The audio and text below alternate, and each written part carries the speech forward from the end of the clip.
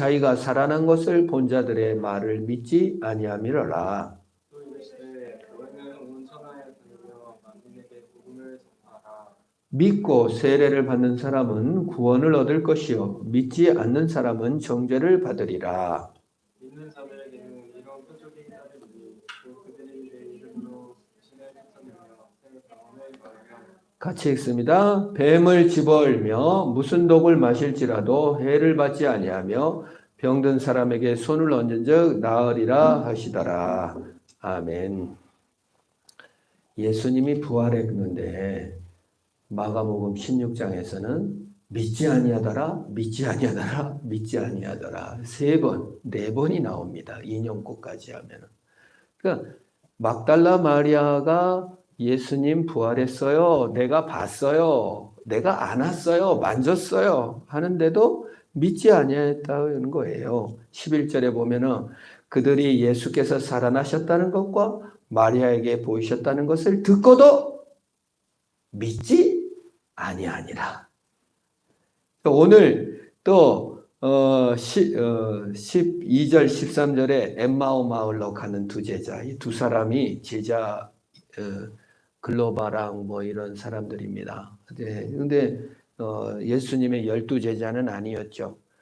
그러나 이 다른 제자들입니다. 근데 낙심해가지고 공포와 절망과 좌절 속에 근심하면서 가다가 예수님을 만나서 예수님이 엠마오 마을에서 성경을 구약을 전체를 풀어주시면서 어찌 이를 모르냐, 예수님이 죽으시고 부활할 것이다. 가슴이 뜨거워지시고 예수님이 자신을 드러내 보이셨어요. 이제 놀래가지고 이제 돌아와가지고 우리가 길에서 예수를 만났는데 우리 마음이 뜨거워졌고 선지자의 모든 글에 예수님이 부활할 것을 말해준 걸 했는데 여기 13절에 두 사람이 가서 남은 제자들에게 알리었으되 역시 믿지 아니하니라. 정말 인간의 그 불신이라는 게 얼마나 정말 대단하다 이런 생각을 합니다. 그래서 예수님께서 참 제자들을 꾸짖지 않습니다. 자고 있어도 한시도 나랑 깨어 있을 수 없느냐. 시험에 들지 않게 깨어 있어라 하고 마지막에는 눈이 피곤하구나. 마음은 원이로되 육신이 약하도다. 이렇게 별로 꾸짖지를 않았어요. 제자들에게. 근데 오늘 예수님께서 나타나셔가지고 꾸짖습니다. 14절이죠. 그 후에 11 제자가 음식 먹을 때 예수께서 그들에게 나타나사 그들의 믿음 없는 것과 마음이 완악한 것을 꾸짖으시니 이는 자기가 살아난 것을 본 자들의 말을 믿지 아니함이라고 얘기하고 있습니다. 근데 두 가지를 꾸짖었어요. 믿음 없는 것. 그 다음에 마음이 완악한 것. 우리 신자들이 꾸지람 받을 건 두 가지예요. 믿음이 없어요. 그리고 마음이 완악해요. 그리고 자기가 예수 그리스도가 살아났다고 하는데 안 믿어요. 왜 인간은 그렇게 의심이 들고 믿지 못할 걸까요? 베드로도 예수를 믿지 못했습니다. 그때 이제 예수께서 물 위를 걸어옵니다. 부활 전이죠. 베드로가 예수님이 물 위로 걸어온 걸 보고 처음에는 유령이야 하고 막 부들부들 떨다가 예수님이 내니 두려워 마라. 그러면 베드로가 뭐라면 주시거든 나를 명하여 물 위로 걸어오라고 하시세요. 오라. 바다에 뛰어날아가지고 가다가 풍랑을 보고 무서워서 빠져갔습니다. 그때 예수님께서 오셔서 어찌하여 의심하였느냐. 의심한 거를 꾸짖었어요. 그 의심의 계기가 뭡니까? 두려워. 파도를 보고 무서워서 그랬어요. 예수를 바라보며 예수의 힘 주시고 예수님이 능력 주시는 것을 바라봐야 되는데 파도가 너무 무섭고 세상 원칙이 무서워서 죽게 됐다. 그때 꾸짖었습니다. 그 예수 그리스도께서는 그렇게 믿음 없는 것을 꾸짖어요. 그러면 왜 믿음이 없어질까? 베드로가 예수님을 꾸짖은 적이 있어요. 원어적으로. 언제 꾸짖었습니까? 예수님께서 이제 베드로의 신앙 고백을 듣고 이 교회 네 신앙 고백이 참 좋구나. 네 성령으로 난 것이지 네가 육적으로 난 게 아니다. 근데 예수님께서 신앙 고백을 듣고 이 반석 위에, 이 신앙 고백 위에 교회를 세울 거다 이렇게 하니까 너무 우쭐해졌는지 어쨌는지 예수님께서 그 다음에 내가 십자가에 죽고 사흘 만에 다시 부활할 거다라고 설명을 하자 베드로가 예수님을 꾸짖었다 그랬어요. 원어성으로. 뭐라고? 안 됩니다. 절대 죽으면 안 됩니다. 그때 예수님께서 베드로를 꾸짖습니다. 뭐라고죠? 사탄아, 내 뒤로 물러가라. 믿음이라는 것은 무엇입니까? 주님이 행하신 일이 옳다. 주님은 힘을 주신다. 그것이 믿음입니다. 의심과 두려움은 무엇입니까? 내 방식대로가 돼야 된다. 내 방식대로 안 될까 봐 내가 힘이 없으니까 걱정하고 내 방식대로 안 될까 봐 걱정하고 성공하지 못할까 걱정하고 그 나를 바라보는 것이 의심이요 하나님을 바라보는 것이 믿음인 줄 믿습니다. 그러니까 사탄아 내 뒤로 물러가라 그랬어요. 의심아 너를 네 생각 바라보면 의심이 된다. 왜 예수님을 믿을 수 없었습니까? 왜 마음이 완악하다고 했습니까? 믿음과 마음 완악, 믿음 없는 것과 마음 완악한 것을 같이 놓으셨어요. 그것이 의심이에요. 자기 방법. 하나님이 죽은 다음에 부활한다고 수도 없이 얘기해 줬는데 그걸 본 사람이 말해 줬는데도 예수님이 그렇게 했다는 걸 믿지 않는 거예요. 왜? 내 방식은 이렇게 돼야 되니까. 이 사람은 살아날 수가 없다. 또는 하나님 나라는 그렇게 임하는 게 아니다.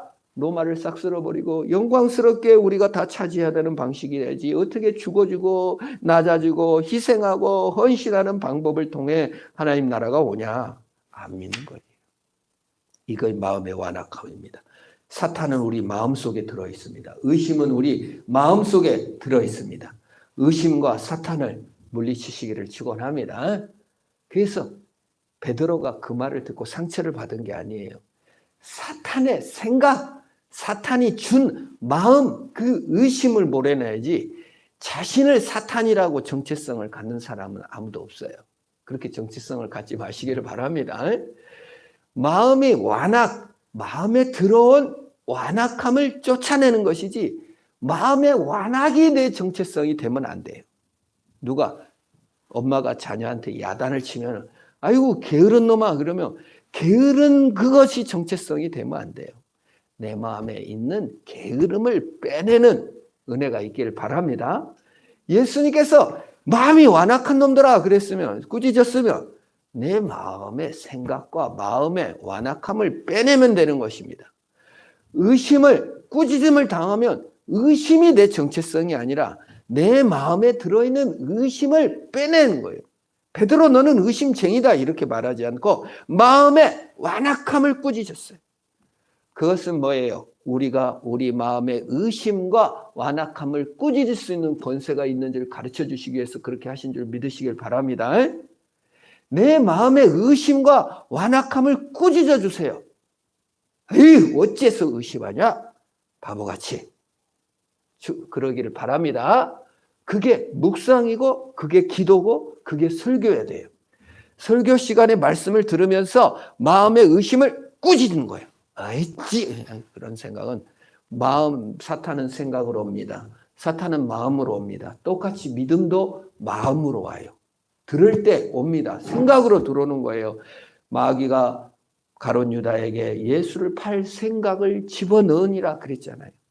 마귀는 생각으로 오는 거예요. 그 생각을 꾸짖을 줄 아는 믿음을 가져야 됩니다. 자기 마음을 꾸짖는 은혜가 있기를 바랍니다. 예수님께서 꾸짖을 때까지 기다리지 말고 날마다 꾸짖는 거예요. 아우, 제 게으른 생각. 그걸 꾸짖어야 돼요.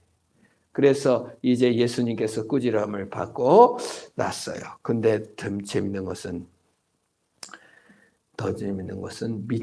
본자도 믿지 않았다고 했는데요. 그 다음에 보면은 또 믿지 않았다고 얘기를 하고 있어요. 그걸 그렇게 했음에도 불구하고 믿지 아니하는 것입니다.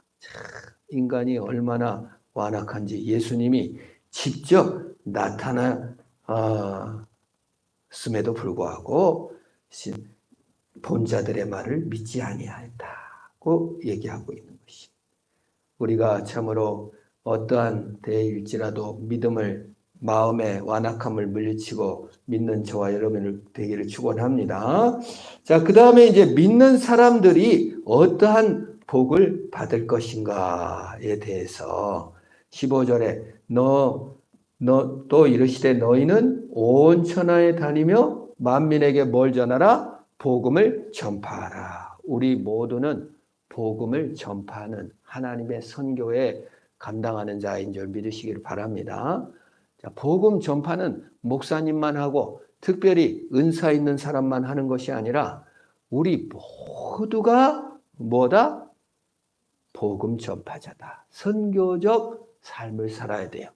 우리가 선교를 살려고 할 때 선교를 나가는 것만 또는 선교비를 보내는 것만 선교사라고 생각하는데 아니에요.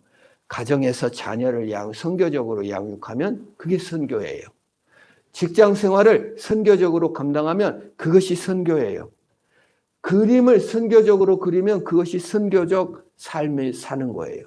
학교에서 아이들을 잘 가르쳐서 그들을 선교적으로 주님 앞으로 인도했다면 그것이 바로 선교적 삶입니다. 우리 교회에서 예를 들어 누가 가난한 이웃이 왔다면 우리 이 가난한 이웃을 어떻게 할까 의논해서 그 자녀들을 어떻게 돌봤으면 좋겠습니다 해서 정의를 실현한다면 그것이 바로 선교입니다. 하나님의 말씀을 모르는 자에게 내가 성경을 잘 깨닫는 은사가 있는데 가서 성경을 같이 공부할 마음을 가져서 같이 그걸 한다면 그것이 선교입니다. 또 무슨 뜨개의 기술이 있다 또는 같이 기도의 은사가 있다면 그 사람을 위해 기도해주고 싶다 그러면 거기 가서 같이 기도한다면 그것이 선교적 삶입니다.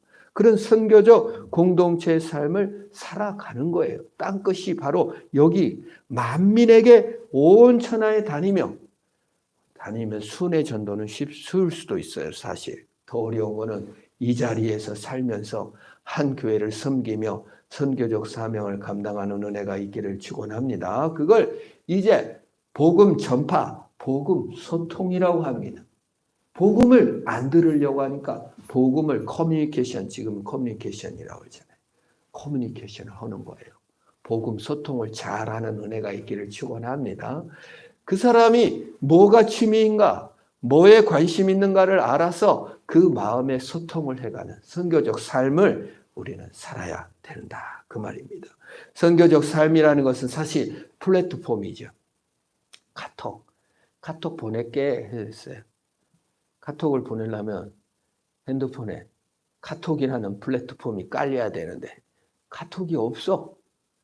그 사람이 지금 우리 많은 보성 사람들이 예수라는 플랫폼이 없는 거예요. 그래서 내가 아무리 복음을 전해도 그 사람은 받지를 못해. 그러면 어떻게 해요? 카톡을 깔아라. 그게 예수를 믿는다는 것은 일종의 프론트에 들어오는 거예요. 아직 객실로는 안 들어갔죠. 예수 믿는 것이 좋다 이게 아니라 예수는 그냥 플랫폼이에요. 그 믿음을 갖게 되면 거기에 이제 하나님의 모든 보화를 다 누릴 수가 있는 거예요. 그래서 우리가 복음 소통이며 그들에게 예수 그리스도께서 주시는 아름다운 것들을 소통하여 열어가는 것이 복음 전파인 것입니다. 그러면 이제 이 플랫폼 예수 그리스도 안에 들어오면 어떤 기적이 따른가? 무슨 기적이 믿고 세례를 받는 자는 구원을 얻을 것이라 믿지 않는 사람은 정죄를 받을 것이다. 이거요. 소통을 해줘야 되는 거예요. 모르니까. 그러면서 이제 복음을 전파한 자는 믿는 자들에겐 이런 표적이 따른다고 했습니다. 그때 그들이 내 이름으로 귀신을 쫓아낸다. 귀신은 하나님을 반역하고 인간 자신이 왕이 되라고 요청한 자입니다. 자기 이기심, 망상에 살도록 합니다. 불행하게 만듭니다. 자기 행위만 믿고 살게 만듭니다. 무화과를 엮어서 수치를 가리게 만듭니다. 하나님을 반역하게 만듭니다. 그게 귀신이에요. 근데 마귀를 꾸짖고 자기 망상과 이기심과 자기 비호와 자기 열심과 오만과 교만을 꾸짖고 귀신을 쫓아내는 역사가 있기를 바랍니다. 내 행위를 더 이상 의지하지 않고 내 오만함 속에 더 이상 자기 망상에 빠지지 않고 귀신을 쫓아내는 거예요. 귀신이 어디 있어요? 눈에 보이는 귀신은 평생 반나기가 그렇게 쉽지가 않습니다. 그러나 나 자신에게 매일 들어오는 귀신, 내 행위를 의지하고 열등감에 빠지게 하고 교만하게 빠지게 하고 남을 비난하게 만들고 용서치 못하게 만들며 정말 행위로, 내 행위로 구원을 얻을 수 있을 것 같은 모든 자기 망상과 비하를 예수의 이름으로 하나님을 의지함으로 쫓아내는 역사가 있기를 축원합니다. 그게 예수 믿는 기적이 어디 가서 귀신 들린 사람을 만나야 귀신을 쫓아내지. 사실은 생각과 마음에 매일 귀신이 들어와요. 생각으로. 오만한 생각, 용서 못치 못한 자기 망상, 게으름, 나태함, 자기 비하. 그게 전부 다 자기 의지하는 거거든요. 하나님 의지하는 역사가 표적을 맛보시기를 축원합니다. 네, 매일 꾸짖어야 돼요. 그게 자기 행위거든요. 이것도 자기 행위를 의지하는 거예요. 최근에 백신을 맞으면 지옥을 간다 이렇게 주장한다 그러는데 그 가만히 생각해 보면요. 그것이 바로 행위를 의지하는 거예요. 내가 백신을 안 맞았으니 나는 구원. 백신을 맞았으니 넌 지옥. 내가 안 맞으면 구원받고 내가 맞으면 구원을 못 받는다. 그 백신 맞는 행위를 의지하는 거 아닙니까? 안 맞는 자기를. 그것도 사실은 666 해가지고 바코드 맞으면은 지옥 간다. 이거 바코드에 매일 필요가 없어요. 문신하면 지옥 간다. 그것도 잘못입니다. 그게 그런 거에 매여 있는 하나님이 아니에요. 하나님은 인간의 행위에 따라서 구원을 주기도 하고 말기도 하는 게 아니라 그 말입니다. 귀신을 의지한다는 게 행위를 의지하게 만들고 자기 비하에 빠지게 만들고 망상에 빠지게 만드는 거예요. 그걸 쫓아내시기를 바랍니다. 하나님의 은혜로 받는 거예요. 그 은혜를 알 때 귀신이 쫓아나가는 거예요. 뱀을 집어 올린다 그랬어요. 새 방언을 말한다는 것은 의사소통이 가능하고 영적인 교제가 이루어졌다는 것을 말하죠. 영이 깨어났다는 거예요. 영이 살아나게 됐다는 거예요. 하나님과 소통하게 됐다는 거예요. 하나님을 즐거워하게 됐다는 거예요. 하나님이 사랑하게 됐다는 거예요. 하나님을 기뻐하게 됐다는 거예요. 새 방언을 하는 역사, 하나님과 소통하는 역사가 있기를 축원합니다. 하나님 하나도 안 좋은데 억지로 그냥 막 일수 찍듯이 이거 도장 찍어야 복 받아. 이거는 아니지. 뱀을 집어 올린다고 했습니다. 옛뱀, 뱀은 물고 유혹하는 것이에요. 죄입니다. 죄에서 우리는 자유롭게 뱀의 머리를 찍고 독을 쏘잖아요. 독을 마실지라도 해를 받지 않는다. 의심의 독, 두려움의 독, 나약의 독, 자기를 의지하는 독. 내가 이거밖에 못 되는데 나 같은 것은 구원받지 못할 거야. 자기를 학대하는 또 자기가 조금 남보다 우월하면 그냥 우월주의에 빠지는 오만의 독들을 예수 그리스도께서 예수 그리스도를 믿는 자가 그 독을 마셔도 세상 독을 마셔도 오만한 독, 경쟁해서 이겨야지 그냥 우월을 시끄럽게 하는 세상 또 자를 우리는 재산도 없고 뭐하나 세상 독 나약하게 만드는 세상 독 아무리 마실지라도 비록 세상에서 살지만 의심과 두려움과 망상에 빠지는 세상에서 살지만 그 독을 내가 먹었어도 거기에서 살 수밖에 없는 존재이지만 의심의 독이 다 물러가고 다 힘들 때 다 낭망할 때 그리스도의 능력으로 보호받고 대안을 제시하는 역사가 있기를 축원합니다. 다 독 맞고 막 그다 부들부들 떨 때 대안이 있어. 예수를 바라봐. 예수님께서 모든 독을 제거하시. 이걸 갖다가 문자적으로 이해해가지고 미국 어느 목사가 텔레비전에 나왔더라고요. 독사르가 우글거리는데 성경 마가복음을 여기를 읽더니 예수를 믿는 사람은 뱀의 독에 물려도 안 죽습니다 하고 손을 딱 집어넣더라. 죽었어요. TV에서. 너무 끔찍한 일이죠.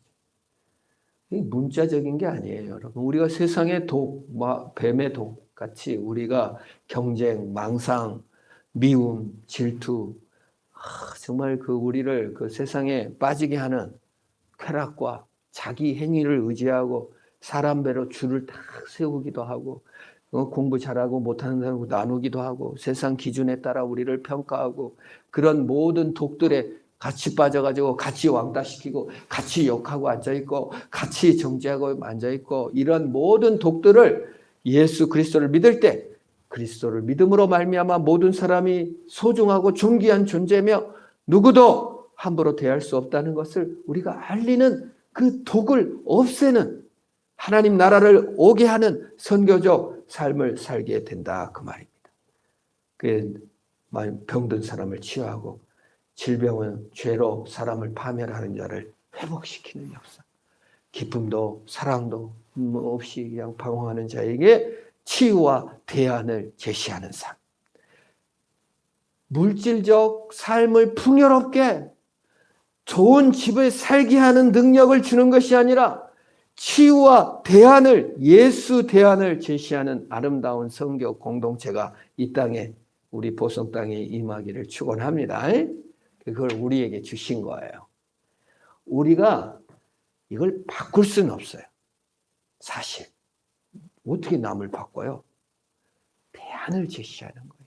예수 그리스도 안에 들어올 때 치유가 있고 소통이 있고 자기 의가 아닌 예수 안에 새로운 삶을 살 수 있도록 하는 선교적 사람, 그런 꿈을 꾸세요.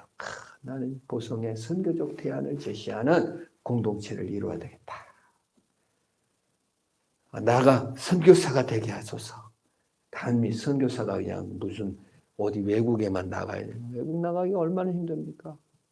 우리 곁에 온 사람은 베트남 사람도 있고 필리핀 사람도 있고 얼마나 막 주변에 널려 있잖아요. 어떻게 소통하고 어떻게 우리 플랫폼에 들어오게 해서 어떻게 정의를 실현하고 어떻게 섬길 수 있을까? 어떻게 선교적 마인드를 가질 수 있을까? 고등학생들이 대학생들이 교회를 다 떠나는 이 소통이 없는 시대, 그 카톡이라는 플랫폼에 카톡 좋은지는 알아가지고 다 깔아. 윈도우스 깔아라 하면 다 깔아. 왜? 그거 하려고. 게임 깔아라 하면 다 깔잖아요. 근데 예수 복음을 깔 때 놀라운 복을 엄청 주셨고 하늘과 소통하고 대안을 제시하고 치유와 열등감이나 어느 경쟁의 세대가 아닌 하나님의 놀라운 정의가 실현되는 역사가 우리에게 펼쳐져 있는데 그건 안 한다 이거예요. 왜? 모르니까. 그러니까 소통해서 알려주는 거죠. 언어를 몰라. 언어. 우리가 컴퓨터 처음 배울 때 뭐 언어, 컴퓨터 언어, C 언어라고 하잖아요. 언어를 모르니 입력이 안 되는. 우리가 그걸 소통을 깔아주는 선교적 사명을 감당하는 거예요. 그러한 역사가 우리에게 나타나기를 주의 이름으로 축원합니다. 꿈을 꾸는 자에게, 소망을 갖는 자에게 우리 교회를 통해서 어떻게 또 하나님이 역사하실지 누가 알겠습니까? 주님이 선교적 교회로 또 이루어 주실 것을 꿈꾸면서 승리하는 저와 여러분 되기를 축원합니다. 우리 합심을 한번 기도합시다. 하나님, 선교적 사명을 모두에게 주셨는데 선교적 교회가 되게 하시고 선교적 사명을 감당하는 내가 되게 하시고 그 안에서 행복하며 능력이며 순종하며 헌신하는 내가 되게 하옵소서. 그렇게 꿈꾸고 그렇게 살아가게 하옵소서. 우리 합심을 한번 기도합니다. 하나님 아버지 감사합니다. 만민에게 복음을 전파하라 하시며 선교적 사명을 살도록 복을 주시니 감사합니다. 그렇게 꿈꾸며 그렇게 살아가도록 복을 주시옵소서.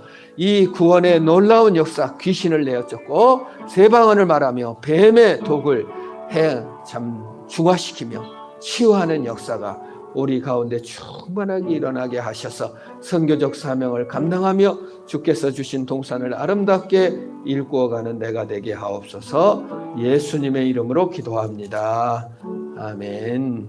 주님 가르친 기도합니다. 하늘에 계신 우리 아버지, 아버지의 이름을 거룩하게 하시며 아버지의 나라가 오게 하시며 아버지의 뜻이 하늘에서 같이 땅에서도 이루어지게 하소서.